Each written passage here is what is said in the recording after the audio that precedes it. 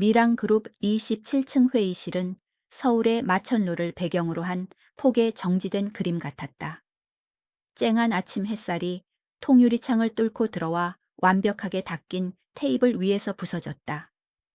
그 위에는 수많은 사람들의 미래가 담긴 두툼한 계약서가 놓여 있었다. 공기는 긴장감으로 얼어붙었고 모두가 숨을 죽이고 있었다. 그 중심에 앉은 한준우 대표는 30대 후반의 나이에도 불구하고 감정을 읽을 수 없는 차가운 표정으로 그 순간을 기다렸다. 그의 손가락은 매끄러운 만년필을 조용히 돌리고 있었다. 똑, 똑, 똑. 펜이 테이블에 닿는 미세한 소리가 마치 시한폭탄의 초침처럼 회의실의 팽팽한 정적을 갈랐다. 한준우는 눈을 감았다. 3만 명의 직원과 그 가족들의 삶이 이 펜 끝에 달려 있었다. 아버지 한태섭 회장이 평생을 바쳐 일군 미랑그룹을 그는 이제 아시아 최고의 기업으로 성장시킬 참이었다. 오랜 시간 공들인 합병 프로젝트의 최종 서명. 성공이 눈앞에 있었다. 그의 입가에 희미한 미소가 스쳤다. 승리의 미소였다. 모든 것이 완벽했다. 아니, 완벽해 보였다. 그때 조용히 회의실 문이 열렸다. 익숙한 발소리가 들렸다. 커피잔을 치우러 온 청소부였다. 미랑그룹의 모든 직원들은 청소부들을 투명 인간처럼 대하는데 익숙했다. 그들은 그림자처럼 조용히 움직이며 아무도 방해하지 않는다는 불문율을 철저히 지켰다.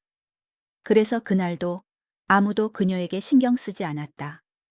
새로운 청소부, 이미영. 50대 중반의 작은 체구, 낡은 푸른색 유니폼에 깊게 패인 주름살. 그녀의 손은 고된 노동으로 거칠어져 있었고 얼굴에는 삶의 무게가 깊게 새겨져 있었다. 그녀는 언제나처럼 조용히 테이블 옆으로 다가왔다. 하지만 오늘은 달랐다. 테이블을 스쳐 지나가던 그녀의 시선이 순간 계약서에 머물렀다. 정확히는 계약서의 첫 페이지에 인쇄된 로고에 미래자산이라는 영문 이름 아래 새겨진 낡은 태양 문양. 그 순간 이미영의 몸이 굳어버렸다.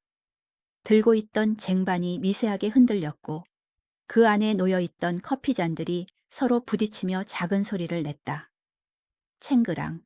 회의실의 팽팽한 정적이 깨졌다. 모두의 시선이 일제히 그녀에게로 향했다. 그 중에서도 최상훈 상무의 시선이 가장 차갑고 날카로웠다. 그는 신경질적으로 헛기침을 하며 이미영을 노려보았다. 이봐요, 조심해요. 이미영은 최상훈의 경고를 듣지 못하는 듯했다. 그녀의 눈은 온통 계약서에 박혀 있었다. 얼굴에는 유령이라도 본 듯한 공포가 스쳐 지나갔다. 떨림이 온몸을 관통했고 손에 든 쟁반이 심하게 흔들렸다. 찰랑거리던 커피가 넘쳐 흘렀다. 바로 그때 이미영은 무심코 주머니에 넣어두었던 낡은 펜 하나를 떨어뜨렸다. 투박하고 흔한 플라스틱 펜이었다. 투둑. 펜은 굴러가더니 준우의 만년필 바로 옆에 멈췄다. 준우는 무의식적으로 고개를 숙여 그 펜을 바라보았다. 낡고 저렴한 그 펜은 그의 고급 만년필과 극명한 대비를 이루고 있었다. 펜에는 하늘 디자인이라는 흐릿한 글씨와 함께 작은 태양 로고가 새겨져 있었다. 그의 아버지가 생전에 운영했던 작은 디자인 회사의 로고였다. 준우의 눈이 미세하게 흔들렸다. 아버지의 회사. 그는 그 회사의 존재조차 잊고 지냈었다. 바로 그 순간 준우가 펜을 집으려 손을 뻗는 동안 이미영은 거의 소리 없는 목소리로 준우의 귀에 속삭였다. 그거 서명하시면 안 돼요. 그 말은 너무나 작아서 다른 사람들은 듣지 못했다. 하지만 준우의 귓게는 마치 천둥처럼 크게 울렸다. 그의 손이 허공에서 멈췄다. 그는 천천히 고개를 들고 이미영을 바라보았다. 그녀의 눈빛은 공포와 함께 그 무엇보다 간절한 호소를 담고 있었다. 마치 20년 전의 비극을 혼자서 감당하며 살아온 사람의 눈빛이었다. 회의실에는 절대적인 침묵이 흘렀다. 오직 에어컨 소리와 갇힌 숨소리들만이 들려왔다. 최상훈 상무는 의아한 표정으로 준우를 바라보았다. 대표님, 무슨 일이십니까? 왜 멈추셨죠? 준우는 대답하지 않았다. 그는 여전히 이미영을 응시하고 있었다. 마치 그녀가 누구인지, 감히 이 수십억 원짜리 순간을 어떻게 방해할 수 있는지 이해하려는 듯 그녀의 얼굴을 탐색했다. 이미영은 자신을 꿰뚫어 보는 준우의 시선에 몸이 경직되었다. 하지만 그녀는 도망치지 않았다. 그녀의 눈은 준우에게 무언가를 애원하고 있었다. 방금 뭐라고 하셨죠? 준우의 목소리는 낮았지만 그 안에는 날카로운 긴장감이 서려 있었다. 이미영은 떨리는 목소리로 대답했다. 죄송합니다, 대표님. 하지만 그 계약서에 서명하시면 안 됩니다. 회의실의 정적은 폭발하기 직전의 상태였다. 최상훈 상무가 벌떡 일어나며 소리쳤다. 지금 뭘 하는 거야? 당장 나가. 보안팀 불러. 보안팀 직원이 다가왔다. 하지만 준우가 손을 들어 그들을 제지했다. 잠깐만. 모두들 조용히 하세요. 그의 목소리는 모든 소음을 잠재울 만큼 강했다. 그는 다시 이미영을 바라보았다. 왜 서명하면 안 된다는 거죠? 이미영의 눈가에 눈물이 맺히기 시작했다. 그녀는 깊게 숨을 들이마시며 말했다. 저는 이미 이런 일을 본 적이 있습니다. 똑같은 계약서, 똑같은 상황. 그리고 그녀의 목소리가 떨렸다. 모든 것이 무너져 내렸어요. 그녀는 더 이상 말하지 않았다. 쟁반을 내려놓고 고개를 숙였다. 회의실을 나가는 그녀의 뒷모습은 너무나 작고 초라해 보였다. 하지만 그녀가 남긴 말들은 마치 거대한 돌덩이처럼 준우의 가슴을 짓눌렀다. 준우는 천천히 만년필을 내려놓았다. 그의 시선은 다시 낡은 플라스틱 펜과 그 옆에 놓인 거대한 계약서로 향했다. 임원들이 그를 재촉하는 목소리가 들렸지만 그의 마음속에는 이미 의심의 씨앗이 심어지고 있었다. 그리고 그 씨앗은 뿌리를 내리기 시작했다. 그는 어제까지 완벽해 보였던 계약서가 갑자기 낯설게 느껴지는 것을 깨달았다. 서명하려던 순간 무심코 떨어뜨린 펜 하나와 한 청소부의 간절한 목소리가 그의 결정을 완전히 멈춰 세운 것이다. 회의는 여기서 잠시 중단합니다. 준우의 목소리는 낮았지만 그 안에는 흔들리지 않는 단호함이 있었다. 오늘 오후 5시까지 다시 모이겠습니다. 대표님, 지금 이게 무슨 말씀이십니까? 최상훈 상무의 목소리가 한 옥타브 높아졌다. 상대방은 오늘 내로 답변을 받길 원합니다. 하루만 늦어도 하루만 더 달라고 전하세요. 준우는 자리에서 일어서며 최상훈을 차갑게 바라보았다. 기술적 검토가 더 필요하다고 말하면 됩니다. 최상훈은 더 이상 반박하지 못했다. 준우의 눈빛에서 느껴지는 차가운 분노와 단호함에 그는 입을 다물었다. 모두가 준우가 이런 모습을 보인다는 것에 놀란 표정으로 서로를 바라보았다. 평소 냉철하고 논리적인 판단을 내리던 그가 한 청소부의 말에 이렇게 흔들리다니. 회의실의 공기는 정전된 듯 팽팽해졌다. 미랑그룹의 미래를 가를 계약서가 놓인 테이블 위에는 정체 모를 낡은 펜 하나가 쓸쓸히 놓여 있었다. 20년 전의 비극이 반복되려 하고 있었다. 최상훈 상무는 화를 참지 못하고 주먹으로 회의실 유리 테이블을 내리쳤다. 쿵 하는 소리가 유리벽에 부딪혀 공허하게 울렸다. 말도 안 돼. 대표님, 지금 제정신이십니까? 고작 청소부 하나 때문에 수십억 원짜리 계약을 지연시키다니요? 상대방이 우리를 어떻게 생각하겠습니까? 그의 얼굴은 분노로 붉게 달아올랐고 목소리는 떨리고 있었다. 다른 임원들도 불안한 표정으로 서로를 바라보았다. 마케팅 이사 장은서가 조심스럽게 입을 열었다. 상무님 말이 맞습니다. 저 여자가 누군지 뭘 알고 하는 소린지도 모르지 않습니까? 혹시 경쟁사에서 보낸 방해꾼은 아닐까요? 그녀의 목소리에는 의심과 두려움이 뒤섞여 있었다. 이 모든 상황이 너무나 비현실적으로 느껴졌다. 하지만 한준우는 그들의 흥분을 이해할 수 없다는 듯 차가운 표정으로 일관했다. 그는 만년필 대신 그 낡은 플라스틱 펜을 손에 쥐고 있었다. 펜에 새겨진 하늘 디자인이라는 글자가 그의 머릿속을 맴돌았다. 그는 아버지의 서재에서 이 이름을 들어본 기억이 있었다. 아버지가 젊은 시절 운영했던 작은 디자인 회사. 준우가 어릴 적 아버지에게서 들었던 유일한 사업 실패 이야기였다. 하지만 자세한 내용은 알지 못했다. 아버지는 그 이야기를 꺼낼 때마다 늘 깊은 한숨을 쉬며 말을 흐리곤 했다. 진정하세요, 상무님. 준우의 목소리는 낮았지만 모든 임원들의 소음을 잠재울 만큼 단호했다. 3만 명의 직원이 걸린 계약입니다. 작은 가능성이라도 있다면 확인하고 넘어가야 합니다. 만약 그녀의 말이 사실이라면 우리는 지금 돌이킬 수 없는 실수를 하려는 것일 수도 있습니다. 최상훈은 어이가 없다는 듯 헛웃음을 터뜨렸다. 실수요? 대표님, 감정에 휘둘리시면 안 됩니다. 저런 하찮은 사람의 말에 귀를 기울이다니. 30년간 미랑 그룹을 이끌어온 한태섭 회장님께서 이런 식으로 사업하셨습니까? 준우의 눈빛이 순식간에 차가워졌다. 상무님, 저희 아버지께서 늘 하신 말씀이 있습니다. 작은 목소리에도 귀 기울여라.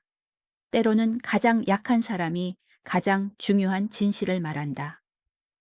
이 계약은 하루 더 늦춰도 문제가 되지 않지만 신뢰를 잃으면 모든 것을 잃게 됩니다. 그의 말에 최상우는 더 이상 반박하지 못했다. 한태섭 회장의 철학을 인용하는 준우를 감히 반박할 사람은 아무도 없었다. 하지만 임원들의 얼굴에는 여전히 불안과 조급함이 역력했다. 그들은 준우가 얼마나 냉철하고 논리적인 사람인지 알고 있었기에 그의 갑작스러운 변화를 이해하지 못했다. 회의가 끝난 후 준우는 비서실장에게 이미영이라는 청소부의 모든 기록을 가져오라고 지시했다. 그리고 보안팀에게는 그녀를 감시하되 절대 해치지 말고 그녀의 안전을 지키라고 명령했다. 그의 마음속에는 알 수 없는 불안감이 자리 잡고 있었다. 단순히 합병 계약에 대한 의심 때문만은 아니었다. 이미영의 눈빛에서 느껴진 그 절망과 공포가 마치 20년 전에 잊힌 기억을 떠오르게 하는 것 같았다. 같은 시각 이미영은 회사 옥상 한쪽 구석에 앉아 하늘을 올려다보고 있었다. 바람이 차가웠지만 그녀는 개의치 않았다. 그녀의 손은 여전히 떨리고 있었고 이마에는 식은땀이 맺혀 있었다. 방금 자신이 한 행동이 얼마나 무모한 것이었는지 깨닫고 있었다. 하느님, 제가 무슨 짓을 한 거죠? 그녀는 작은 목소리로 중얼거렸다. 그녀는 20년 전 그날을 떠올렸다. 그때도 이런 회의실이었다. 서울의 마천루가 한눈에 보이는 통유리창, 팽팽한 긴장감, 그리고 거대한 계약서. 그때 그녀는 하늘 디자인이라는 작은 회사에서 허드레 씨를 돕는 풋내기 직원이었다.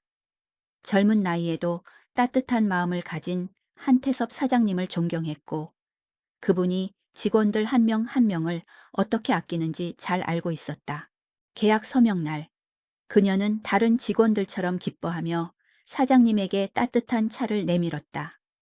하지만 그때 그녀의 눈에 비친 사장님의 얼굴은 기쁨보다는 깊은 고뇌와 불안으로 가득 차 있었다. 그녀는 알 수 없는 불길한 예감에 휩싸였다. 그리고 그녀의 예감은 정확했다. 서명 후 한 달도 차에 되지 않아 모든 것이 무너져 내렸다. 회사는 파산했고 직원들은 길거리로 나앉았다. 그리고 무엇보다 그녀가 가장 존경했던 한태섭 사장님은 그 충격과 좌절을 이기지 못하고 세상을 떠났다. 그날 이후 이미영은 죄책감 속에서 살아왔다. 그때 자신이 조금 더 용기를 내서 사장님을 말렸더라면 어땠을까 하는 후회가 매일 밤 그녀를 괴롭혔다. 하지만 그녀는 아무것도 할 수 없었다. 그저 어린 마음에 이 모든 비극을 혼자 감당할 수밖에 없었다. 그리고 20년이 지난 오늘 그녀는 똑같은 계약서, 똑같은 상황을 마주했다. 이미영은 자신의 심장이 빠르게 뛰는 것을 느꼈다. 준우 대표님의 눈은 마치 20년 전 사장님의 눈과 똑같았다. 차갑고 이성적이지만 그 안에는 따뜻한 온기가 숨겨져 있었다. 그녀는 준우가 아버지처럼 이용당하고 무너지는 것을 참아 지켜볼 수 없었다. 그래서 그녀는 무모하게 용기를 냈다. 하지만 그 용기는 이제 그녀에게 감당할 수 없는 두려움을 안겨주었다. 그때 발걸음 소리가 들렸다. 보안팀장 박지훈이 2명의 직원과 함께 다가오고 있었다. 그들의 표정은 진지했다. 이미영 씨죠? 박지훈이 정중하지만 단호한 목소리로 말했다. 대표님께서 잠시 이야기를 나누고 싶어 하십니다. 이미영의 심장이 다시 한번 빠르게 뛰기 시작했다. 그녀는 고개를 끄덕였다. 네, 알겠습니다. 그녀는 자신에게 닥쳐올 운명을 예감하는 듯했다. 하지만 그녀의 눈빛은 흔들리지 않았다. 20년 전에는 아무것도 할 수 없었지만 이번에는 달랐다. 그녀는 이제 더 이상 침묵하지 않기로 결심했다. 다시 회의실로 돌아온 이미영은 이제 혼자 준우와 마주 앉아 있었다. 다른 임원들은 모두 나가고 오직 2사람만이 남아 있었다. 창밖으로는 서울의 잿빛 하늘이 드리워지고 있었지만 회의실 안의 공기는 여전히 차갑고 무거웠다. 준우는 이미영을 유심히 관찰했다. 그녀의 거친 손, 지친 눈, 그리고 낡은 옷들. 하지만 그녀의 눈빛에는 포기하지 않는 의지가 담겨 있었다. 말해보세요. 준우가 조용히 말했다. 당신이 아는 게 뭔지 말이에요. 이미영은 잠시 망설이다가 떨리는 목소리로 말하기 시작했다. 그 계약서. 저는 20년 전에도 똑같은 걸 봤어요. 그때도 이런 회의실이었고, 그때도 모든 사람들이 좋은 기회라고 했어야 했어요. 하지만 모든 게 거짓이었어요. 이미영의 목소리가 떨렸다. 서명 후 1달도 안 되어서 모든 게 무너져 내렸어요. 그리고 한태섭 사장님은 그녀의 목소리가 메마르며 멈췄다. 준우의 얼굴이 굳어졌다. 저희 아버지에 대해 뭘 알고 있나요? 이미영은 눈물을 참으며 말했다. 저는 그분의 마지막을 지켜봤어요. 그분은 세상에서 가장 선하고 착한 분이셨어요. 직원들 한 명 한 명을 가족처럼 생각하셨고요. 그런데 그런 분이 어떻게 그렇게 될 수 있는지 저는 아직도 이해가 되지 않아요. 이미영의 목소리는 절망으로 가득 차 있었다. 준우는 그녀의 눈에서 거짓을 읽을 수 없었다. 오히려 그는 알 수 없는 슬픔과 공감에 휩싸였다. 한 남자의 성공 뒤에 숨겨진 비극적인 진실이 한 여인의 덧없는 삶 속에서 20년이라는 긴 세월을 버텨온 것이다. 그리고 그 진실은 이제 그의 눈앞에 있었다. 그날 밤 한준우는 잠을 이룰 수 없었다. 펜트하우스 창가에 서서 도시의 불빛들을 내려다보았지만 그의 눈에는 화려한 야경 대신 이미영의 슬픔 가득한 눈빛만이 아른거렸다. 저는 그분의 마지막을 지켜봤어요. 그녀의 떨리는 목소리가 그의 귓가에 끊임없이 맴돌았다. 아버지 한태섭의 죽음은 공식적으로는 심장마비였다. 갑작스럽고 예상치 못한 죽음이었다. 하지만 그 전후 상황에 대해서는 아무도 자세히 말해주지 않았다. 당시 12살이었던 준우에게는 그저 아버지가 하늘나라로 가셨다는 말뿐이었다. 새벽 2시 준우는 회사로 향했다. 텅 빈 미랑그룹 본사 건물은 낮과는 전혀 다른 차가운 공기를 내뿜고 있었다. 그는 지하 보관소로 향하는 엘리베이터에 몸을 실었다. 미랑그룹의 모든 역사가 담긴 문서들이 보관된 곳이었다. 형광등의 차가운 불빛 아래 먼지 냄새와 오래된 종이 냄새가 코를 찔렀다. 그는 수많은 상자들을 뒤져 1990년대 후반과 2000년대 초반의 파일들을 찾기 시작했다. 이미영, 이미영. 그는 중얼거리며 직원 명단들을 뒤졌다. 수십 개의 상자, 수백 개의 파일, 그리고 수천 장의 문서들. 시간이 흘러 새벽 4시가 되어서야 그는 낡은 상자, 깊숙한 곳에서 그것을 발견했다. 하늘 디자인 직원 명단 1998년, 2003년 하늘 디자인. 아버지가 미랑 그룹을 설립하기 전에 운영했던 작은 디자인 회사였다. 준우의 손가락이 명단을 따라 내려갔다. 그리고 거기서 마침내 찾았다. 이미영, 사무보조 및 다과 준비 담당. 입사일 1998년 3월 15일. 그의 심장이 빠르게 뛰기 시작했다. 이미영은 거짓말을 하지 않았다. 그녀는 정말로 아버지와 함께 일했던 사람이었다. 준우는 더 깊이 파기 시작했다. 하늘 디자인 관련 문서들을 모두 꺼내 바닥에 펼쳤다. 회계 장부, 계약서, 직원 사진들, 그리고 신문 스크랩들. 2003년 봄, 유망한 중소기업 하늘 디자인, 대기업과 합병 추진, 한태섭 대표, 직원들의 미래를 위한 결정. 모든 기사들이 긍정적이었다. 마치 오늘 자신이 추진하려던 합병과 똑같은 분위기였다. 하지만 그 다음 달의 신문들은 완전히 달랐다.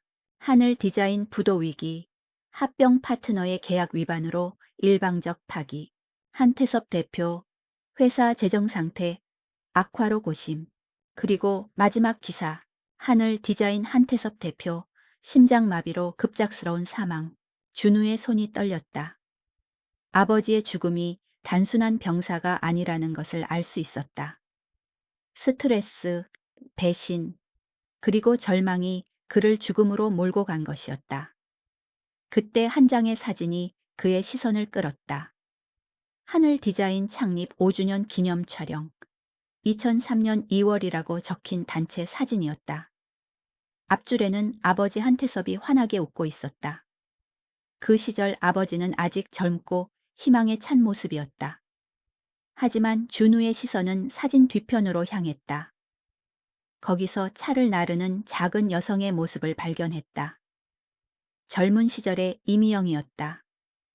그녀는 쟁반을 들고 있었지만 카메라를 바라보는 그녀의 눈빛에는 따뜻함이 가득했다. 준우는 사진을 자세히 들여다보았다. 이미영은 아버지를 바라보고 있었다.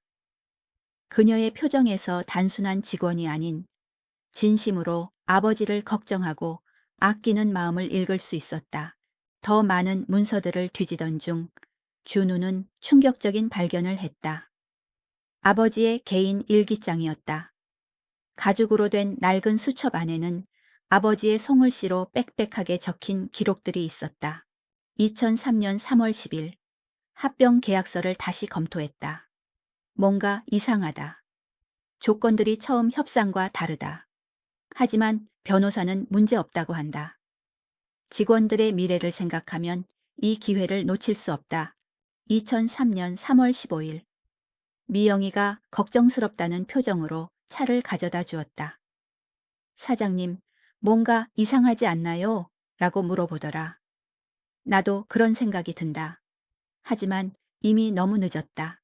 2003년 3월 20일 계약서에 서명했다. 모든 직원들이 박수를 쳤다. 하지만 미영이만은 웃지 않았다. 그녀의 직감이 맞기를 바란다. 2003년 4월 2일 모든 것이 무너졌다. 합병 파트너가 계약을 위반했다. 우리가 넘긴 기술과 자료만 가져가고 사라졌다. 속았다. 완전히 속았다. 2003년 4월 10일 직원들을 모두 해고해야 한다. 30명의 가족들이 길거리로 나앉게 되었다. 미영이가 울면서 말했다. 사장님은 잘못이 없어요. 사장님이 너무 착하셔서 그런 거예요. 하지만 나는 알고 있다. 내가 바보였다. 2003년 4월 15일. 가슴이 아프다. 물리적으로 아프다. 미영이가 매일 병원에 가보라고 한다. 하지만 돈이 없다. 병원비는커녕 생활비도 없다. 2003년 4월 18일. 미영이가 자신의 월급을 포기하겠다고 했다. 나 때문에 그녀까지 고생시킬 수는 없다. 내일 그녀에게 작별 인사를 해야겠다. 그리고 마지막 기록. 2003년 4월 20일. 미영이가 김치찌개를 끓여왔다. 사장님, 잘 먹고 힘내세요. 언젠가 다시 일어서실 거예요. 그녀의 마음씨가 너무 고마웠다. 준우가 커서 이런 사람들을 만났으면 좋겠다. 착한 사람들이 세상에는 아직 많이 남아있다는 것을. 그리고 그런 사람들을 지켜야 한다는 것을 알아줬으면 좋겠다. 일기는 거기서 끝났다. 이틀 후 아버지는 세상을 떠났다. 준우는 일기장을 가슴에 안고 울었다. 성인이 된 후 처음으로 흘리는 눈물이었다. 아버지의 마지막 날들이 얼마나 고통스러웠는지, 그리고 그 고통 속에서도 이미영이라는 한 사람의 따뜻함이 얼마나 큰 위로가 되었는지 알 수 있었다. 새벽 6시, 준우는 보관소에서 나왔다. 손에는 아버지의 일기장과 20년 전 사진들을 들고 있었다. 그의 마음속에는 확신이 생기고 있었다. 이미영의 경고는 단순한 노파심이 아니었다. 그녀는 20년 전의 비극이 반복되는 것을 막으려 하고 있었다. 엘리베이터를 타고 올라가면서 준우는 결심했다. 오늘 아침 첫 번째로 할 일은 이미영을 다시 만나는 것이었다. 그리고 그녀로부터 20년 전 그날 밤에 정확히 무슨 일이 일어났는지 들어야 했다. 회사 로비에 도착했을 때 준우는 이미영이 바닥을 닦고 있는 것을 발견했다. 그녀는 새벽부터 일을 시작한 것 같았다. 준우가 다가가자 이미영은 놀란 표정으로 일어섰다. 대표님, 이런 시간에 웬일이세요? 준우는 아버지의 일기장을 그녀에게 보여주었다. 이미영 씨, 우리가 할 얘기가 많을 것 같습니다. 이미영의 눈에서 눈물이 흘러내렸다. 그녀는 일기장을 보는 순간 20년 전의 기억들이 물밀듯이 밀려오는 것을 느꼈다. 사장님, 그녀가 떨리는 목소리로 말했다. 정말 닮으셨네요. 저녁 8시. 가을비가 서울의 거리를 촉촉이 적시고 있었다. 한준우는 검은색 세단 안에서 밖을 내다보며 하루 종일 혼란스러웠던 마음을 정리하고 있었다. 아버지의 일기장에서 읽은 내용들이 머릿속을 떠나지 않았다. 임원 회의에서도, 중요한 결정을 내려야 하는 순간들에서도 오직 이미영과의 대화만이 그의 마음을 사로잡고 있었다. 그녀는 아버지의 마지막을 함께 했던 사람이었다. 이미영 씨. 그의 목소리가 빗소리에 섞여 들렸다. 후문으로 나온 이미영은 낡은 베이지색 패딩 점퍼를 입고 있었다. 어깨에는 20년도 더 된 것 같은 가방을 메고 있었다. 그녀는 우산도 없이 빗속으로 걸어 나오려다 준우의 부름에 깜짝 놀라 뒤돌아보았다. 대표님, 이런 시간에 왜 할 이야기가 있습니다. 시간 괜찮으세요? 준우는 차에서 내려 우산을 펼쳐 그녀 위로 들어 올렸다. 비가 그녀의 회색빛 머리카락에 맺혀 반짝였다. 이미영은 잠시 망설였다. 그녀의 눈에는 두려움과 호기심이 동시에 서려 있었다. 저는 그냥 집에 가려고 했는데요. 제가 모셔다 드리겠습니다. 그 전에 잠깐만 얘기할 수 있을까요? 준우의 목소리에는 간절함이 담겨 있었다. 결국 두 사람은 명동 근처의 작은 포장마차에 앉게 되었다. 좁은 플라스틱 의자에 앉아 뜨거운 어묵 국물과 소주 한 병을 사이에 두고 마주 보았다. 포장마차의 비닐 천막이 바람에 펄럭이며 빗소리를 더욱 크게 만들었다. 형광등 불빛 아래에서 김이 모락모락 피어오르는 국물이 두 사람의 얼굴을 희미하게 비추고 있었다. 이런 곳에서 드시는 거 괜찮으세요? 이미영이 조심스럽게 물었다. 그녀는 대기업의 젊은 대표가 이런 서민적인 곳에 와 있는 것이 어색했다. 준우는 소주잔에 술을 따르며 미소를 지었다. 어릴 때 아버지와 자주 이런 곳에서 라면을 먹었어요. 회사 일이 늦게 끝나면 집에 가기 전에 둘이서 간단히 요기를 했죠. 그의 목소리에는 그리움이 묻어났다. 이미영도 조심스럽게 소주잔을 들었다. 그녀의 거친 손가락이 차가운 잔에 닿자 작은 떨림이 일었다. 사장님, 한태섭 사장님도 그러셨어요. 임직원들과 자주 이런 곳에서 회식을 하셨죠. 두 사람은 잠시 조용히 술을 마셨다. 빗소리와 포장마차 주인이 음식을 만드는 소리, 그리고 멀리서 들려오는 자동차 소음만이 그들 사이의 침묵을 채웠다. 이미영 씨, 준우가 먼저 입을 열었다. 오늘 아침에 아버지의 옛 자료들을 봤어요. 일기장도 읽었고요. 이미영의 손이 떨리기 시작했다. 그녀는 소주잔을 내려놓고 고개를 숙였다. 그러셨군요. 아버지의 마지막 날들이 어땠는지 알겠더군요. 준우의 목소리가 잠시 멈췄다. 그리고 당신이 그분에게 얼마나 소중한 사람이었는지도요. 이미영의 눈에서 눈물이 흘러내리기 시작했다.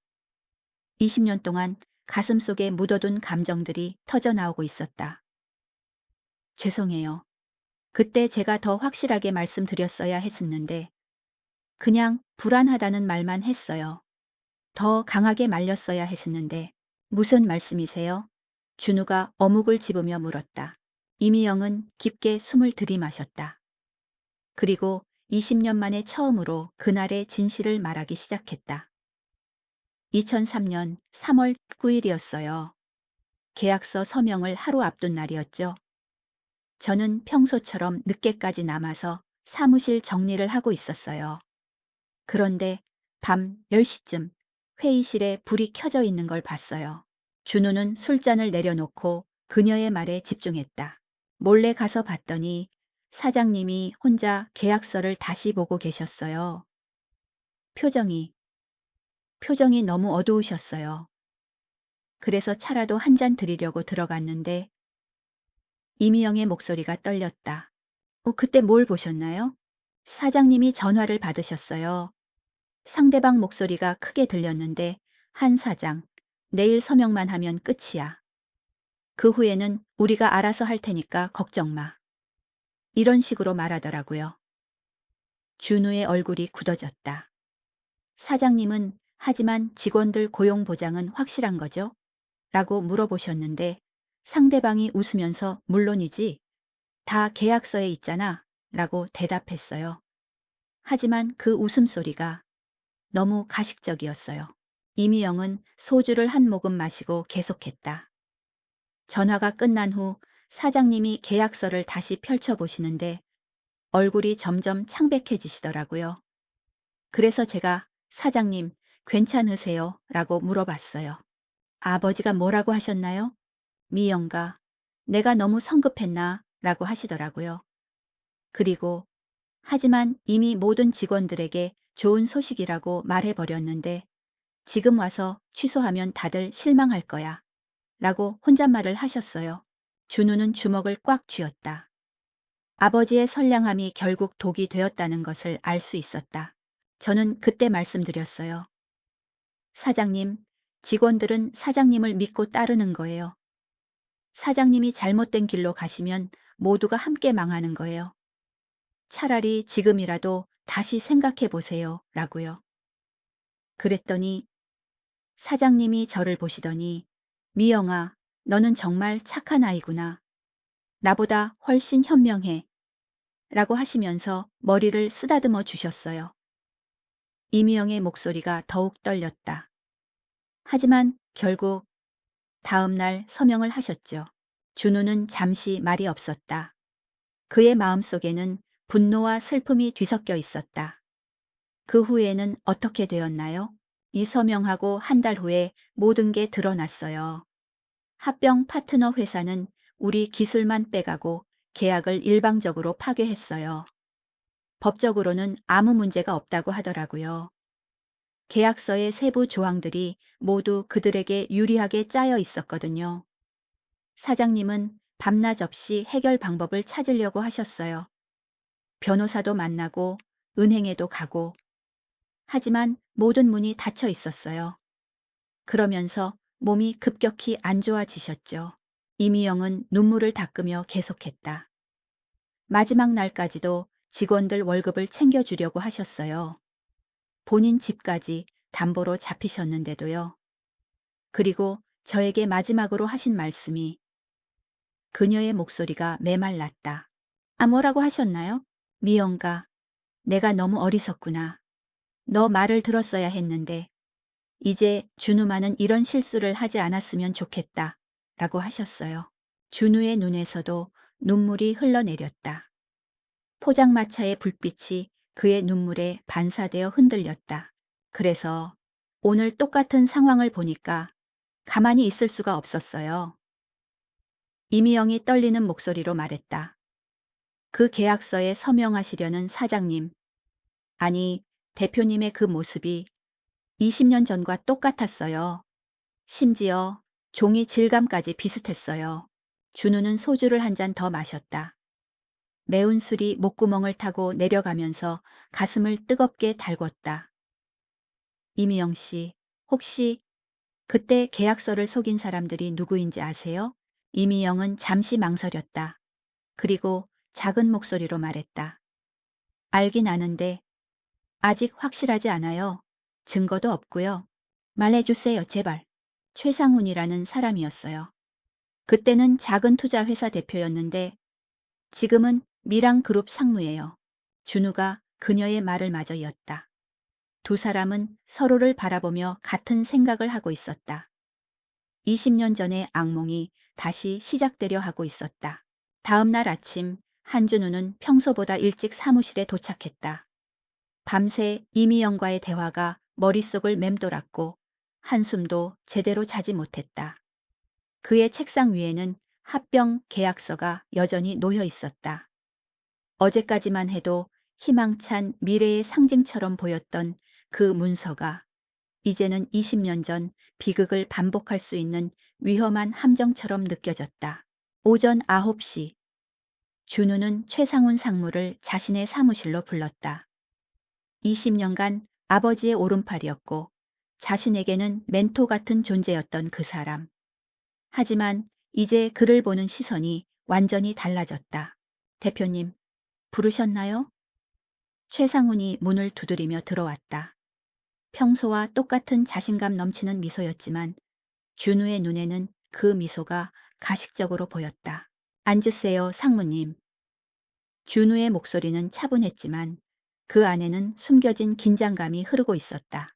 최상우는 소파에 앉으며 말했다. 어제 계약 서명을 연기하신 일로 상대방에서 연락이 왔습니다. 오늘 오후 2시까지 최종 답변을 달라고 하네요. 더 이상 지연되면 그쪽에서도 다른 파트너를 고려해야 한다고. 상무님? 준우가 그의 말을 끊었다. 혹시 하늘 디자인이라고 아세요? 최상훈의 표정이 순간 굳어졌다. 아주 미세한 변화였지만 준우는 놓치지 않았다. 하늘 디자인이요? 왜 갑자기 그 이야기를? 아버지가 미랑그룹을 설립하기 전에 운영하던 회사죠. 거기서 비슷한 합병건이 있었다고 들었는데요. 최상우는 잠시 눈을 깜빡이며 생각하는 척했다. 아, 그거 말씀이군요. 하지만 그건 아주 오래전 일이고 지금과는 전혀 다른 상황이었죠. 당신은 워낙 작은 회사였고 준비도 부족했었으니까요. 거짓말이었다. 준우는 어젯밤 이미영에게서 들은 이야기를 떠올렸다. 최상우는 당시 하늘 디자인의 합병을 주선한 투자회사 해전투자의 대표였다. 그렇군요. 준우는 아무렇지 않은 척 말했다. 그럼 오늘 계약건은 어떻게 할까요? 최상훈의 얼굴에 안도의 표정이 스쳤다. 당연히 서명하셔야죠. 이런 기회는 다시 오지 않습니다, 대표님. 감정에 휘둘리시면 안 돼요. 감정에 휘둘린다고요? 어제 그 청소부 여자 때문에 흔들리신 것 같던데 솔직히 말해서 그런 사람의 말에 귀 기울이실 필요 없습니다. 최상훈의 목소리에 경멸이 섞여 있었다. 바로 그 순간 준우의 휴대폰이 울렸다. 인사팀장 이수진이었다. 대표님, 급한 일이 생겼습니다. 이미영 씨가 무슨 일이죠? 교통사고를 당했습니다. 지금 병원에 있는데 상태가 좋지 않다고 합니다. 준우의 혈색이 사라졌다. 어디 병원이죠? 서울 성모병원 응급실입니다. 전화를 끊는 준우는 최상훈을 바라봤다. 그의 얼굴에는 놀라움보다는 오히려 당황스러움이 더 많이 보였다. 상무님, 회의는 잠시 연기하죠. 급한 일이 생겼네요. 대표님, 설마 그 여자 때문에 병원에 가시는 건 아니죠? 최상훈이 말렸다. 지금은 회사 일이 더 중요합니다. 하지만 준우는 이미 재킷을 입고 있었다. 계약 건은 오늘 하루 더 연기하세요. 상대방에게 기술적 검토가 더 필요하다고 전하고요. 대표님, 이건 정말 말이 안 됩니다. 한 청소부 때문에 회사 전체의 미래를 걸고 도박을 하시는 거예요. 최상훈의 목소리가 높아졌다. 준우가 문 앞에서 돌아섰다. 상무님, 혹시 이미영 씨가 오늘 아침 출근했는지 아세요? 그런 걸 제가 왜 알아야 하죠? 그럼 어떻게 그녀가 사고 났다는 걸 이렇게 침착하게 받아들이시는 거죠? 최상우는 말문이 막혔다. 그의 얼굴에 당황스러움이 스쳤다. 준우의 시선은 날카로웠고 그 안에는 굳건한 확신이 자리 잡고 있었다. 30분 후 준우는 서울 성모병원 응급실에 도착했다. 차가운 소독약 냄새와 형광등 불빛이 그를 맞았다. 이미영은 중환자실에 있었다. 다리 골절과 뇌진탕으로 의식을 잃은 상태였다. 보호자분이세요? 간호사가 물었다. 네, 회사 동료입니다. 준우가 대답했다. 사고 경위를 알 수 있을까요? 목격자에 따르면 새벽 6시경 횡단보도를 건너다가 갑자기 차가 돌진했다고 합니다. 그런데 이상한 건 운전자가 현장에서 도주했어요. 준우의 가슴이 철렁했다. 단순한 교통사고가 아닐 수도 있다는 생각이 들었다. CCTV는 없나요? 그게 마침 그 구간에 CCTV가 고장났다고 하네요. 너무나 우연히도 말이다. 준우는 주먹을 꽉 쥐었다. 중환자실 유리창 너머로 이미영을 바라보며 준우는 20년 전 아버지가 겪었을 절망감을 느꼈다. 진실을 말하려던 사람이 입을 봉해지는 것. 그리고 그 뒤에 숨어있는 거대한 음모. 오후 1시 준우는 회사로 돌아왔다. 임원 회의실에는 모든 임원들이 모여 있었다. 그들의 얼굴에는 조급함과 불안이 섞여 있었다. 대표님, 상대방에서 최후 통첩을 보내왔습니다. 최상훈이 말했다. 오늘 오후 3시까지 서명하지 않으면 계약을 철회한다고 합니다. 그리고 한 가지 더. 법무팀장 김민준이 조심스럽게 말했다. 익명의 제보가 들어왔는데 대표님의 사생활과 관련된 민감한 자료들이 있다고 합니다. 준우는 눈썹을 찌푸렸다. 무슨 자료요? 돌아가신 어머니께서 생전에 정신병원에 입원하신 기록이 있다고 합니다. 그리고 그것이 유전적 요소가 있을 수 있다는. 김민주는 말을 잇지 못했다. 회의실이 조용해졌다. 준우의 어머니는 그가 어릴 때 돌아가셨고 공식적으로는 병사였다. 하지만 정신병원 입원 기록은 처음 듣는 이야기였다. 누가 그런 제보를 했나요? 익명이라서. 하지만 만약 이런 내용이 언론에 퍼진다면 김민준이 걱정스럽게 말했다. 최상훈이 끼어들었다.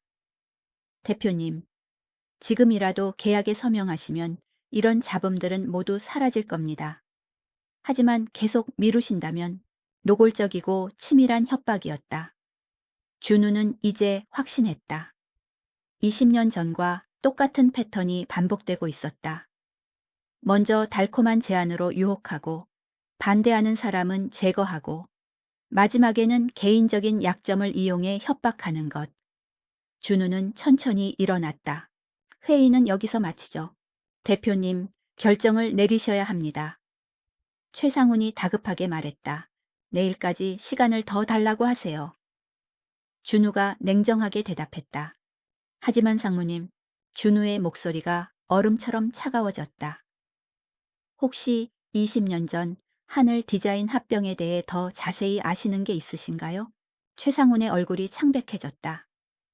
왜, 왜 자꾸 그 얘기를 하시는 거죠? 그냥요. 과거에서 배울 점이 있을까 해서요. 준우는 그렇게 말하며 최상훈의 얼굴에 서린 당황스러움을 낱낱이 지켜보았다. 그날 밤 준우는 병원에서 이미영을 지켰다. 그녀는 여전히 의식을 잃고 있었지만 가끔 잠꼬대처럼 중얼거렸다. 사장님, 서명하시면 안 돼요. 준우는 그녀의 손을 잡았다.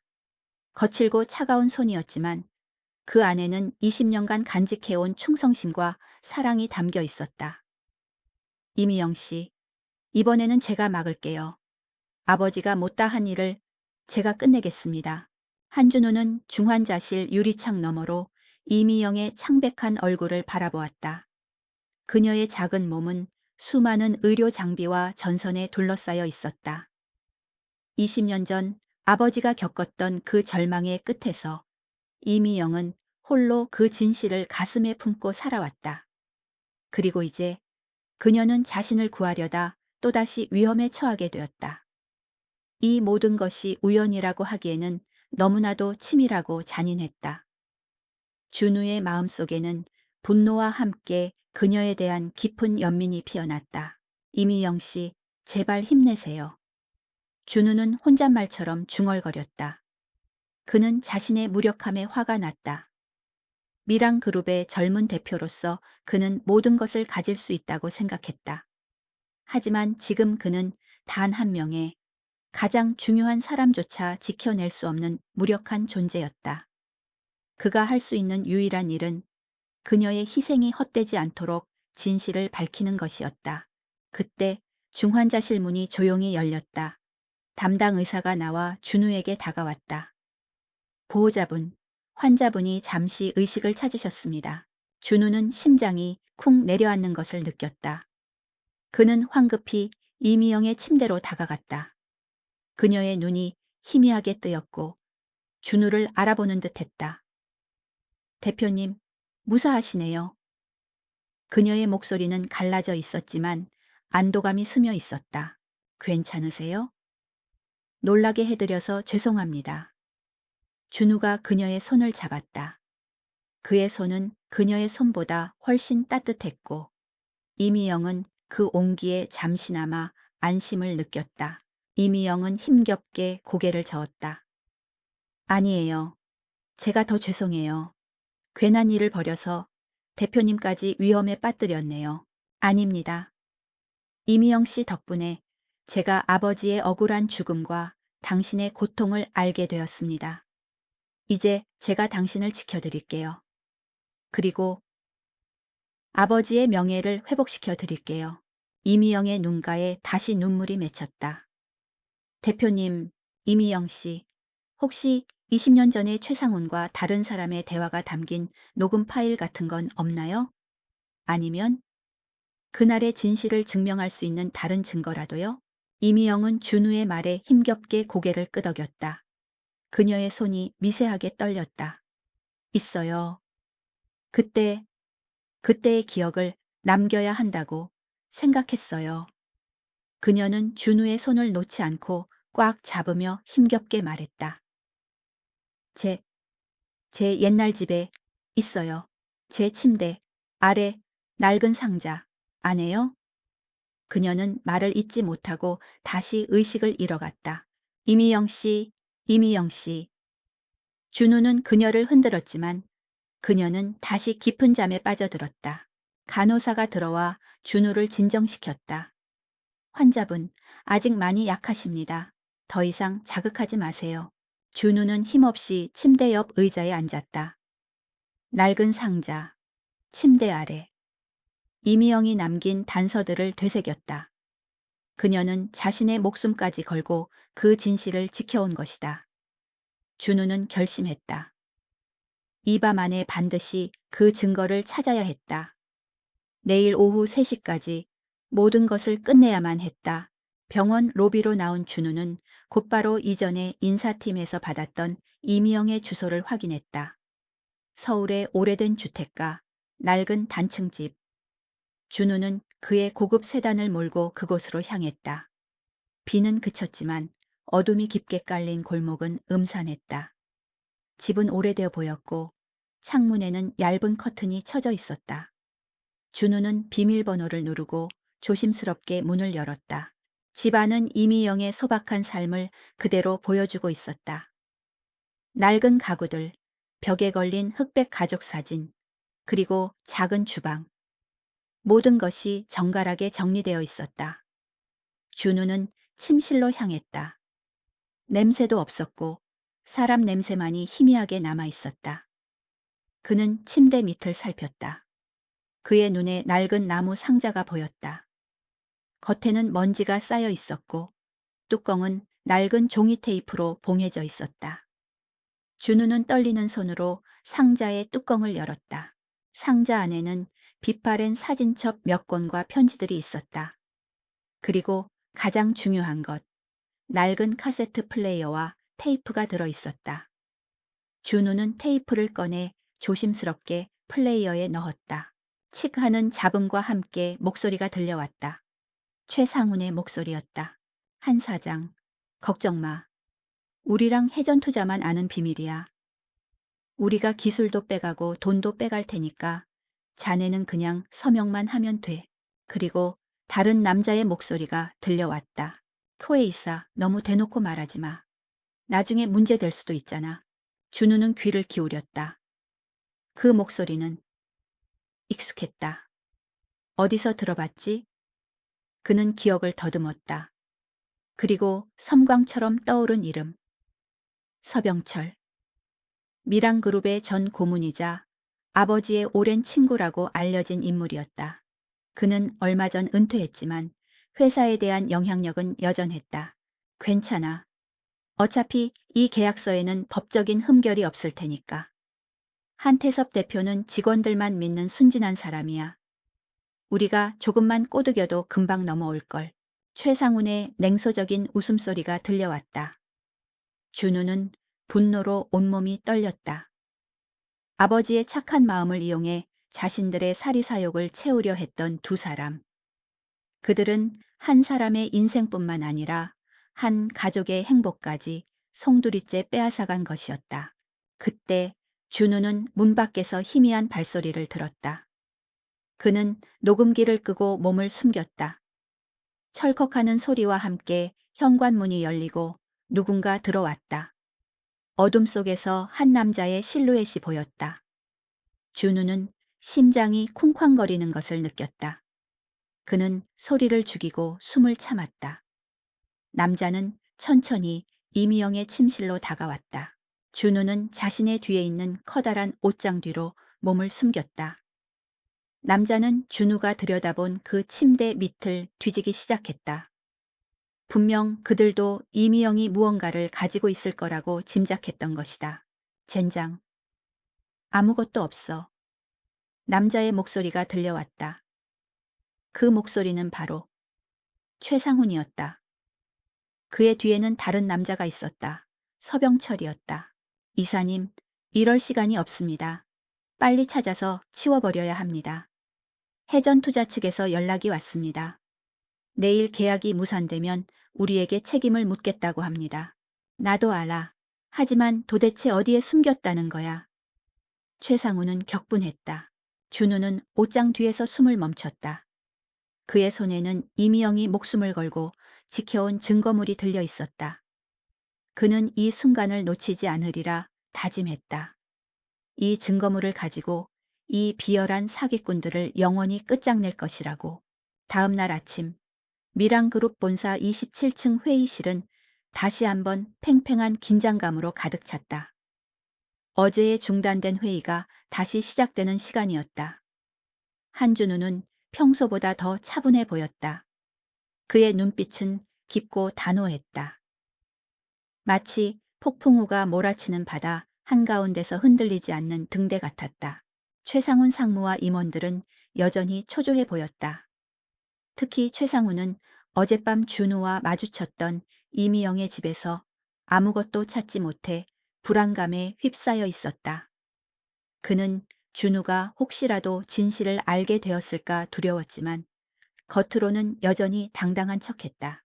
대표님, 이제 결정을 내리실 시간입니다. 최상훈이 말했다. 상대방 측에서 지금도 저희의 최종 답변을 기다리고 있습니다. 알고 있습니다, 상무님. 준우는 차분하게 대답했다. 그의 손에는 어제 자신이 가져온 서류 가방이 들려 있었다. 그는 가방을 열고 그 안에서 낡은 카세트 플레이어와 녹음 테이프를 꺼냈다. 하지만 그 전에 여러분께 들려드리고 싶은 것이 있습니다.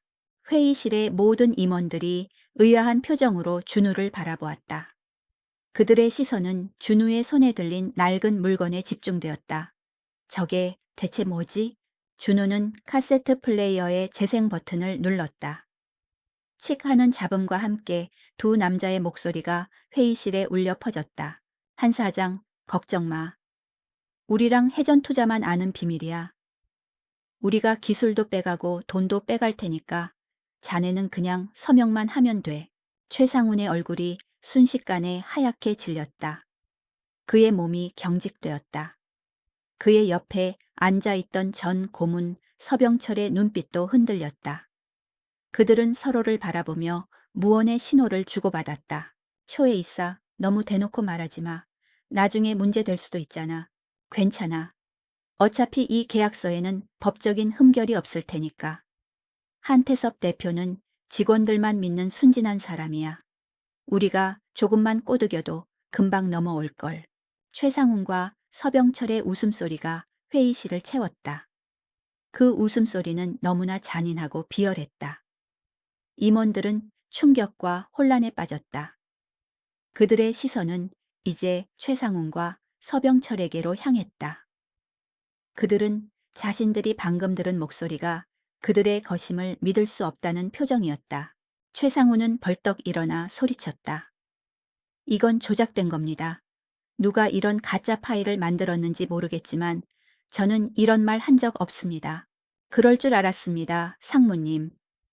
준우가 차분하게 말했다. 그는 서류 가방에서 또 다른 서류철을 꺼냈다.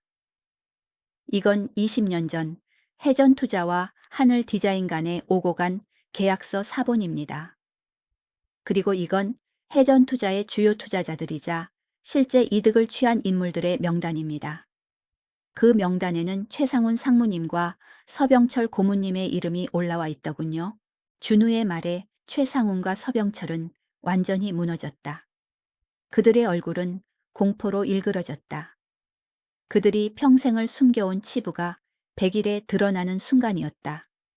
그들은 더 이상 변명할 여지를 찾지 못했다. 그때 회의실 문이 다시 열렸다. 모두의 시선이 문 쪽으로 향했다. 휠체어에 앉아있는 이미영이 병원 관계자의 도움을 받아 회의실 안으로 들어섰다. 그녀의 다리에는 깁스가 감겨 있었고 얼굴에는 피로와 고통이 역력했지만 그녀의 눈빛은 그 어느 때보다 단호하고 결연했다. 최상훈의 눈이 이미영을 보자마자 경악으로 커졌다. 이미영, 네가 어떻게 여기? 이미영은 최상훈을 차갑게 바라보았다. 20년 전에도 똑같았어요, 최상무님. 사장님이 그렇게 순진하게 당하는 것을 보고만 있을 수 없었어요. 그래서 그날의 진실을 기록으로 남겼습니다. 언젠가 당신들이 저지른 죄가 드러나기를 바라면서요. 최상훈과 서병철은 이제 완전히 포위된 쥐와 같았다. 그들은 더 이상 부정할 수 없었다. 20년 전의 진실이 한 사람의 굳은 의지와 용기로 인해 마침내 빛을 보는 순간이었다. 준우는 최상훈과 서병철을 번갈아 바라보았다. 그들의 얼굴에는 더 이상 권위나 자신감이 없었다. 오직 추악한 욕망과 공포만이 남아 있었다. 준우는 천천히 자리에서 일어섰다. 그의 시선은 모든 임원들을 향했다. 오늘 이 자리에 모신 것은 단순한 계약 서명을 위해서가 아닙니다. 20년 전 제 아버지께서 겪으셨던 비극의 진실을 밝히고 저희 미랑그룹이 어떤 가치를 추구해야 할지 결정하기 위해서입니다. 그리고 준우는 모두가 보는 앞에서 수십억 원짜리 합병 계약서를 찢어버렸다. 종이가 찢어지는 날카로운 소리가 회의실의 정적을 갈랐다. 임원들은 숨을 멈추고 그 모습을 지켜보았다. 몇몇은 경악했고 몇몇은 놀라움과 함께 존경의 눈빛을 보냈다. 그들의 눈에는 더 이상 돈에 대한 탐욕이 아닌 한 사람의 용기와 신념에 대한 감동이 비치고 있었다. 이번 계약은 무산되었습니다. 준우가 단호하게 말했다. 그리고 최상훈 상무님과 서병철 고문님은 오늘부로 회사에서 즉시 해고입니다. 법적 책임은 물론 20년 전의 죄에 대해서도 엄중한 처벌을 받게 될 겁니다. 최상훈은 분노에 찬 얼굴로 준우에게 다가갔다. 네가 뭔데? 네 아버지처럼 너도 모든 걸 잃게 될 거야. 아니요. 준우는 최상훈의 위협에 조금도 흔들리지 않았다. 아버지는 당신들 때문에 모든 것을 잃었지만 저는 당신들 때문에 진정한 것을 얻었습니다. 잃어버린 아버지의 명예와 그리고 제가 지켜야 할 사람들을요. 준우는 이미영을 향해 걸어갔다. 그녀의 휠체어 옆에 무릎을 꿇고 그녀의 손을 잡았다. 이미영 씨, 이제 정말 괜찮습니다. 다 끝났어요. 이미영은 눈물을 흘리며 미소 지었다. 20년간의 무거운 짐을 드디어 내려놓은 듯 그녀의 얼굴에는 깊은 안도감이 서려 있었다. 밖에서는 빗방울이 유리창을 때리기 시작했고 회의실 안에는 무거운 공기 속에서도 묘한 해방감과 희망이 피어오르고 있었다. 한 남자의 용기가 20년 전의 비극을 막고 새로운 시작을 알리는 순간이었다. 한준우가 계약서를 찢는 순간 회의실은 한순간 정지된 듯한 침묵에 잠겼다. 수십억 원의 가치가 담긴 종이 조각들이 바닥에 흩날렸다. 이어진 것은 경악과 분노, 그리고 존경이 뒤섞인 감정의 파동이었다. 그 중에서도 최상훈의 반응이 가장 격렬했다. 네오, 네가 감히! 최상훈은 거의 울부짖으며 소리쳤다. 내 아버지가 한 일이다. 그자는 자신을 믿고 따르던 직원들의 미래를 내팽개치고 내 제안을 거절해서 회사를 망하게 했어. 내가 아니었으면 미랑그룹은 존재하지도 않았을 거야. 네 아버지는 나약한 겁쟁이에 불과했어. 최상훈의 말은 준우의 가슴에 비수처럼 박혔다. 그는 차가운 눈으로 최상훈을 바라보았다. 아니요, 상무님. 아버지는 나약한 분이 아니었습니다. 당신 같은 비열한 사기꾼들을 믿었던 것뿐이죠. 당신들은 아버지의 선량함을 이용했고 당신들의 탐욕이 한 가족의 행복을 파괴했습니다. 당신들이야말로 겁쟁이입니다. 20년 동안 그 진실을 숨기며 살아온 비겁한 겁쟁이들. 준우의 말에 최상훈과 서병철은 더 이상 반박하지 못했다. 이미영은 조용히 휠체어에 앉아 두 사람을 바라보았다. 그녀의 눈에는 증오가 아닌 깊은 연민이 서려 있었다. 20년 전 그들의 탐욕 때문에 한태섭 사장님과 같은 착한 사람이 무너지는 것을 보았기에 그녀는 그들이 파멸하는 이 순간을 담담하게 받아들였다. 준우는 보안팀에게 최상훈과 서병철을 즉시 경찰에 인계하고 회사 내 모든 자료를 확보하라고 지시했다.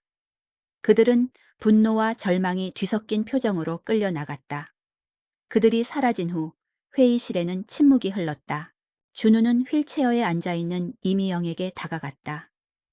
이미영 씨, 이제 정말 끝났습니다.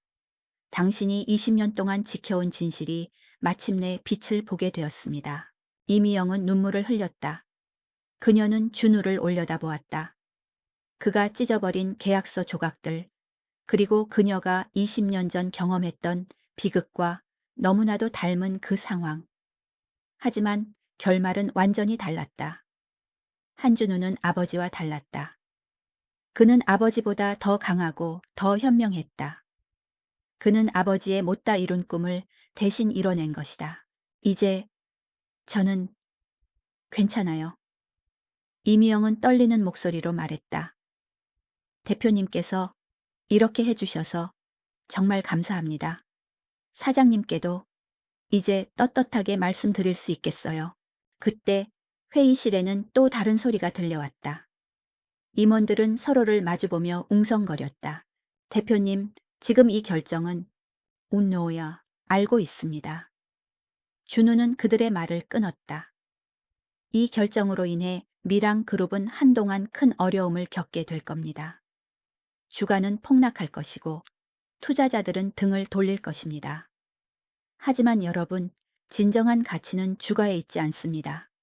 저희 미랑 그룹의 미래는 정직과 신뢰에 있습니다. 이 비극을 통해 우리는 다시 한번 그 가치를 되새겨야 합니다.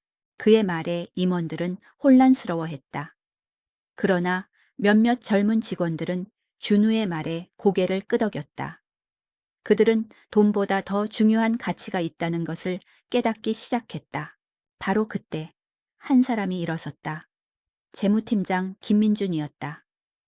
대표님, 저는 대표님의 결정을 지지합니다. 그는 준우의 용기에 감동받았다.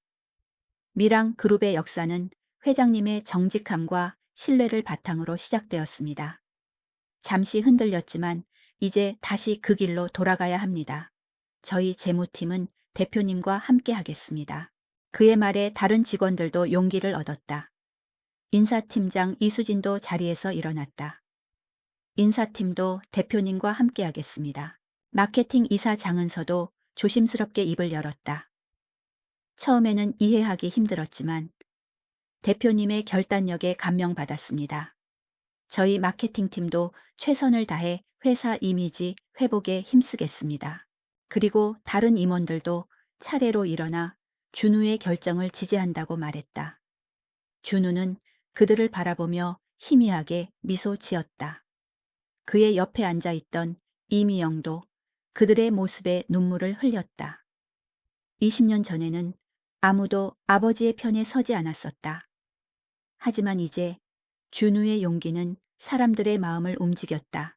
그날 오후 미랑 그룹의 주가는 폭락했다. 언론은 준우의 이해할 수 없는 결정에 대해 비판했다. 일부 투자자들은 미랑 그룹에 대한 투자를 철회했고 회사의 미래는 불확실해졌다. 하지만 준우는 흔들리지 않았다. 그는 회사 로비에서 직원들을 만났다. 불안해하는 직원들에게 그는 진심을 담아 말했다. 여러분, 지금 우리에게 가장 중요한 것은 돈이나 명성이 아닙니다. 20년 전의 비극을 통해 저는 한 가지를 깨달았습니다. 사람들의 신뢰를 얻는 것, 그것이 가장 큰 자산이라는 것을요. 저는 여러분과 함께 이 위기를 헤쳐나가고 싶습니다. 그리고 반드시 미랑그룹을 다시 일으켜 세울 것입니다. 그의 진심 어린 연설에 직원들은 감동했다. 일부는 눈물을 흘렸고 일부는 박수를 쳤다. 그리고 모두가 준우를 믿기로 결심했다. 회사 로비에서는 작은 박수가 시작되어 이내 거대한 함성으로 변했다. 이 함성은 돈이나 명예를 위한 것이 아니었다. 그것은 정직과 신뢰를 향한 희망의 목소리였다. 준우의 용기는 이제 모든 직원들의 용기가 되었다. 이미영은 병원으로 돌아왔다. 그녀는 준우가 회사 로비에서 직원들에게 연설하는 모습을 TV로 지켜보았다. 준우의 모습은 20년 전에 나약했던 아버지와는 너무나도 달랐다. 강하고 단호하고 그리고 사람들의 마음을 움직일 줄 아는 리더였다. 그녀는 조용히 눈물을 흘리며 미소 지었다. 사장님, 이제 정말 괜찮으시죠? 대표님께서 사장님의 못다 이룬 꿈을 대신 이뤄내셨어요. 미랑그룹 본사 앞은 아침 일찍부터 혼란으로 가득했다. 각종 언론사의 카메라와 마이크가 뒤섞였고 기자들은 한준우의 충격적인 결정에 대해 묻기 위해 혈안이 되어 있었다. 그의 사무실에는 투자 철회를 통보하는 전화와 서류가 쌓여갔다. 하루 만에 주가는 30% 가까이 폭락했고 한때 아시아 최고 기업을 꿈꾸던 미랑그룹의 미래에는 먹구름이 드리워졌다. 하지만 놀랍게도 회사 내부의 분위기는 외부의 혼란과 완전히 달랐다. 불안에 떨던 직원들의 얼굴에는 이제 묘한 연대감과 결속력이 생겨났다. 준우의 용기는 한순간의 감정이 아니라 진정한 신념이라는 것을 그들은 깨달았기 때문이었다. 점심시간 직원들은 삼삼오오 모여 식사를 하면서 어제 준우가 했던 연설에 대해 이야기했다. 처음엔 믿을 수 없었어요. 대표님이 정말 계약서를 찢어버릴 줄은 몰랐죠. 다들 최 상무님 말대로 될 거라고 생각했어요.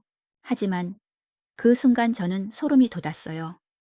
돈보다 더 중요한 가치가 있다는 걸 보여주셨잖아요. 사실 그게 우리 미랑그룹의 원래 모습 아니었나요? 맞아요.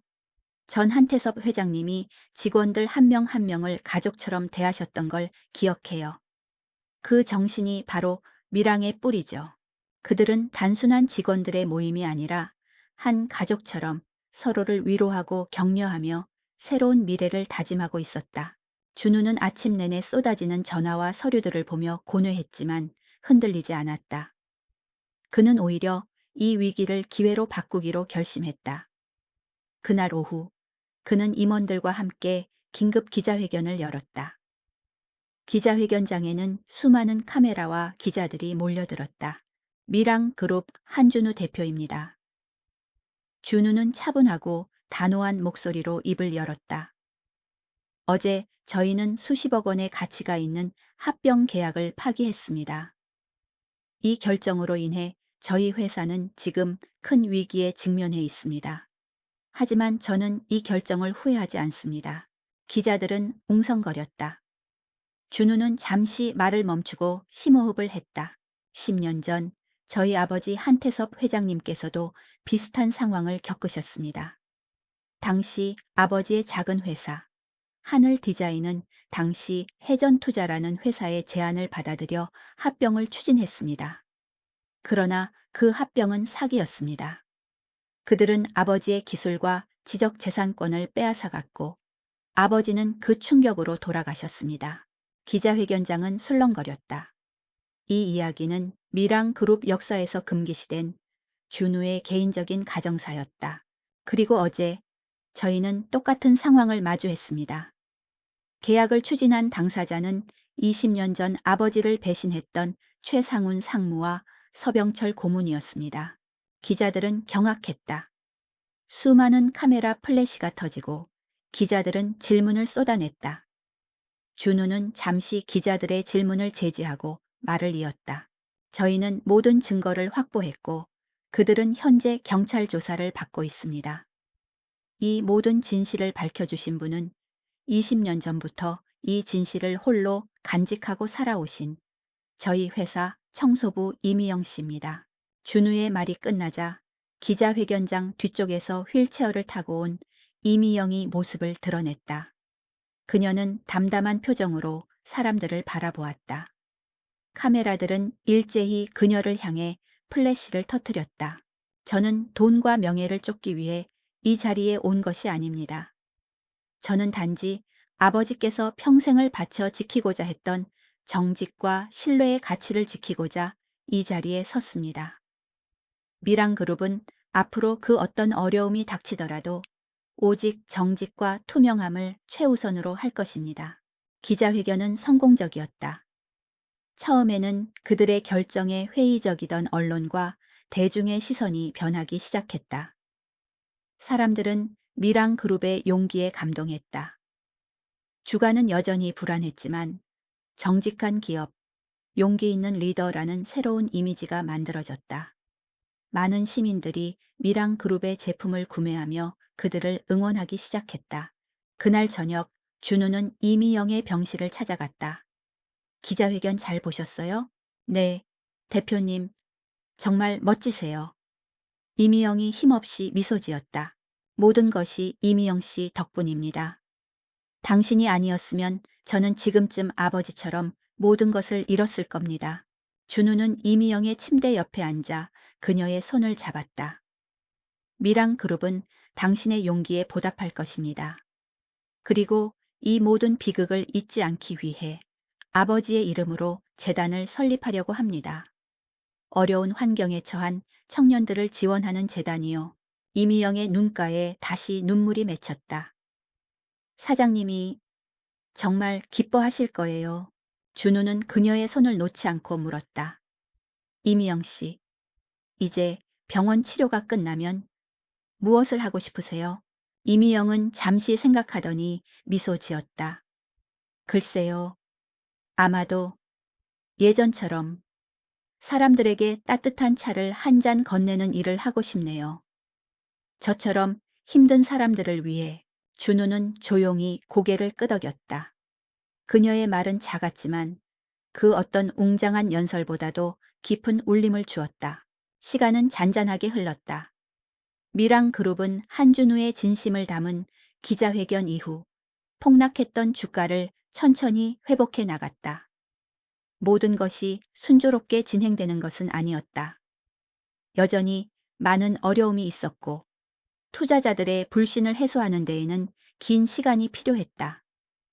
하지만 직원들은 흔들리지 않았다. 그들은 오직 한준우 대표를 믿었고 정직함을 바탕으로 한 회사의 새로운 미래를 굳게 신뢰했다. 이미영은 병원에서 퇴원한 후 준우가 마련해준 작은 아파트로 이사했다. 준우는 그녀에게 회사를 위해 일해달라고 제안했다. 하지만 그녀는 정중하게 거절했다. 대표님, 저는 그저 평범한 사람일 뿐이에요. 제가 할 수 있는 일은 소박하고 작은 일들 뿐입니다. 그녀는 미랑 그룹에서 운영하는 재단에서 청년들을 돕는 일을 하고 싶다고 말했다. 준우는 그녀의 뜻을 존중했다. 이미영은 그렇게 20년 만에 처음으로 자신의 삶을 살게 되었다. 어느 맑은 가을날, 준우는 이미영과 함께 아버지 한태섭의 묘소를 찾았다. 묘소 주변에는 단풍이 붉게 물들어 있었고 바람이 불 때마다 바스락거리는 소리가 들려왔다. 준우는 아버지의 묘비 앞에 국화를 놓았다. 아버지, 오랜만에 찾아뵙습니다. 이제야 모든 것을 제대로 해결했습니다. 이미영은 조용히 묘비 옆에 앉아 20년 전 이야기를 시작했다. 그녀의 목소리는 더 이상 떨리지 않았다. 사장님, 저 이미영이에요. 기억하세요? 제가 사장님께 따뜻한 차를 가져다 드리던 그때 제가 못다한 말들을 이제야 합니다. 사장님은 잘못한 게 아무것도 없으세요. 그저 너무 착하셨던 거예요. 그리고 대표님께서 사장님의 못다 이룬 꿈을 대신 이뤄내셨어요. 이제야 마음이 편해지실 것 같아요. 준우는 이미영의 말을 들으며 조용히 눈물을 흘렸다. 아버지의 마지막을 함께했던 이 사람의 존재가 그에게는 너무나도 소중했다. 이미영은 가방에서 작은 상자를 꺼냈다. 상자 안에는 빛바랜 사진 한 장이 들어 있었다. 사진 속에는 젊은 한태섭이 환하게 웃고 있었고 그의 옆에는 젊은 시절의 이미영이 수줍게 서 있었다. 사장님께서 저에게 주신 유일한 선물이에요. 제가 계속 힘들어하니까 어느 날 이 사진을 주시면서 이렇게 말씀하셨어요. 미영아, 너처럼 마음씨 착한 사람들은 세상에 아직 많이 남아 있어. 언젠가 준우가 커서 이런 사람들을 만났으면 좋겠다 라고요. 이미영은 사진 뒤에 적힌 글씨를 준우에게 보여주었다. 아버지의 송글씨로 삐뚤빼뚤하게 적혀 있었다. 2003년 4월 20일 미영이에게 착한 사람들을 잊지 말고 세상의 모든 빛이 너에게 닿기를. 태섭. 준우는 사진을 들고 울음을 터뜨렸다. 그가 알고 있던 아버지는 냉철한 사업가였지만 그 속에는 따뜻하고 순수한 마음이 있었다. 그리고 이미영은 그 순수한 마음을 20년간 지켜온 사람이었다. 준우는 이미영을 끌어안고 울었다. 그들의 눈물은 20년 동안 억눌려 있던 슬픔과 고통, 그리고 마침내 찾아온 안도감의 눈물이었다. 그 후 미랑 그룹은 다시 날아올랐다. 준우는 회사를 투명하고 윤리적인 경영을 최우선으로 하는 기업으로 탈바꿈시켰다. 그는 아버지의 이름으로 설립한 재단에 이미영을 고문으로 임명했다. 재단은 어려운 환경에 처한 청년들을 지원했고 그들은 이미영의 따뜻한 마음과 진심 어린 조언 덕분에 용기를 얻어 새로운 삶을 시작할 수 있었다. 몇 년 후 미랑 그룹은 다시 아시아 최고의 기업으로 우뚝 섰다. 하지만 이번에는 단순히 돈과 명성으로 얻은 영광이 아니었다. 정직과 신뢰, 그리고 사람에 대한 존중을 바탕으로 이뤄낸 결과였다. 준우는 매년 아버지의 묘소를 찾았다. 그리고 항상 이미영과 함께였다. 그들은 더 이상 슬퍼하지 않았다. 20년 전의 비극은 이제 과거의 아픈 기억이었지만 동시에 그들에게 삶의 가장 소중한 가치를 일깨워준 귀한 교훈이었다. 그들의 이야기는 끝났지만 미랑 그룹과 함께 살아가는 사람들의 이야기는 계속될 것이다. 그들의 이야기는 세상의 모든 작은 목소리에도 귀 기울여야 한다는 것을, 그리고 따뜻한 마음을 가진 사람들의 용기가 세상을 바꿀 수 있다는 것을 보여주었다.